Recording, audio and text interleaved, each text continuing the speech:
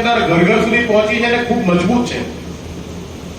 આ જે ઝોનની અંદર એમને મદદરૂપ થઈ શકાય એના માટે આપણે હમણાં જ અલગ અલગ જિલ્લાઓમાં 4 સંગઠન મંત્રીઓની આપણે નિમણૂક કરી છે.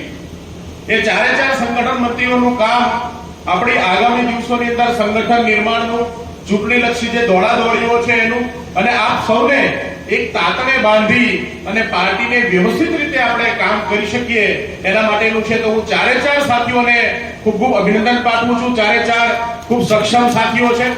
નરેશભાઈ એમનો ઓછો પરિચય આપ્યો, પણ નરેશભાઈ માત્ર 3600 વોટથી લીમખેડાની સીટ હાર્યા અને મને પૂરો વિશ્વાસ હતો કે જો દાહોદની સીટ કોંગ્રેસે આપણને આપી હોત તો એ આપણી વચ્ચે આજે સાંસદ હોત. એટલી મજબૂતીથી એમણે વિસ્તારની અંદર કામ કર્યું છે. એમને મહીસાગર જિલ્લો, દાહોદ જિલ્લો અને પંચમહાલ જિલ્લામાં સંગઠન નિર્માણની